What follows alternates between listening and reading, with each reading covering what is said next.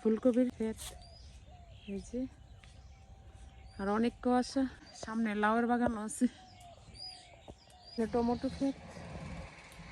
তো সকাল সকাল আমি খুদের ভাত নিয়ে বসে গেলাম, আর ধনিয়া পাতাও দিয়ে দিচ্ছি। আর ধনিয়া পাতা আর স্মেলটা এত ভালো লাগতেছে। সবুজ ভর্তা নিচ্ছি আর লাল ভর্তা নিচ্ছি। বেলপুরিও নিয়ে আসছে, ফুচকাও নিয়ে আসছে। তো আজকে এখানে রোজার আমি খাবো, তো আমি সহজে খাই না, এখানে আর বেশি পছন্দ। রোজা নিয়ে আসলো।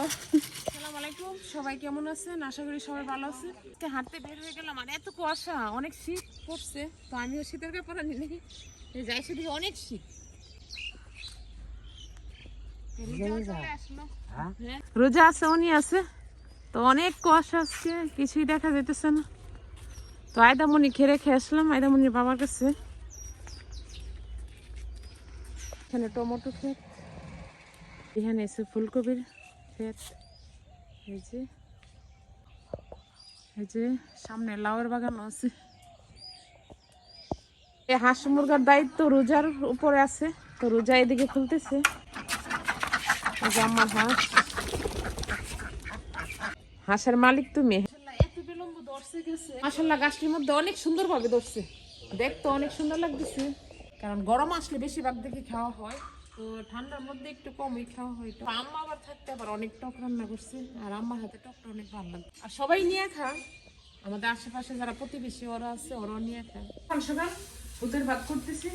তো অনেকে ওমান্না বলেন, হুড্ডালা বলেন, ছোলা বলেন, আমাদের এখানে অঞ্চলে বলে হুড্ডালা বলে।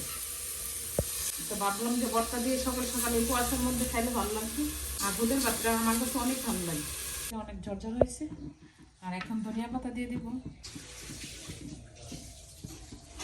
খুদের ভাত নিয়ে বসে গেলাম, আর লুকমানে রাখতে পারতেছি না, ধনিয়া পাতাও দিয়ে দিচ্ছি। ধনিয়া পাতা আর স্মেলটা এত ভালো লাগতেছে, অনেক ভালো লাগতেছে। তো এখানে আমি সবুজ ভর্তা নিচ্ছি আর লাল ভর্তা নিচ্ছি, দুই ধরনের ভর্তাই একসাথে মিক্স করে খাই। আর শীতের মধ্যে এমন ধুমা উঠতেছে, খাইতেছি, অনেক ভালো লাগতেছে।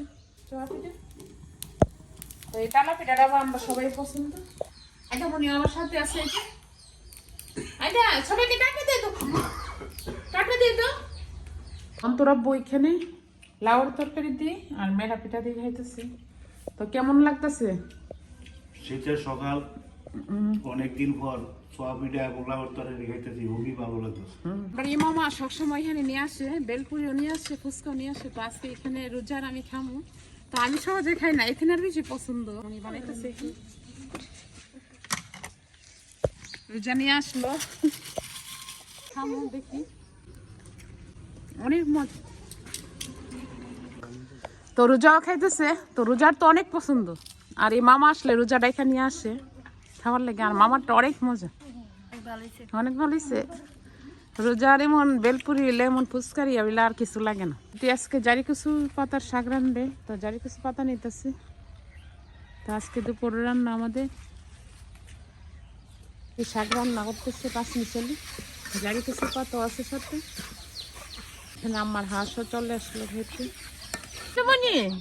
কি করো তুমি? হাঁস দেখো, মুরগি দেখো? হ্যাঁ, হয়ে গেছে, কাঁচামরিচ দিয়ে দিচ্ছি, আর এখন ধনিয়া পাতা দিয়ে দিচ্ছি। তো আজকে শর্টকাটে রান্নাই, বেশি সেট করিনি। তো আমি ভালো করে আগে একটু মেখে রেখে দিব, তারপরে দিয়ে দিব পেঁয়াজ ভাজার মধ্যে। মুরগি ভুনাটা হয়ে গেছে, আমার রান্না শেষ। নতুন আলু দিয়ে রান্না করছি।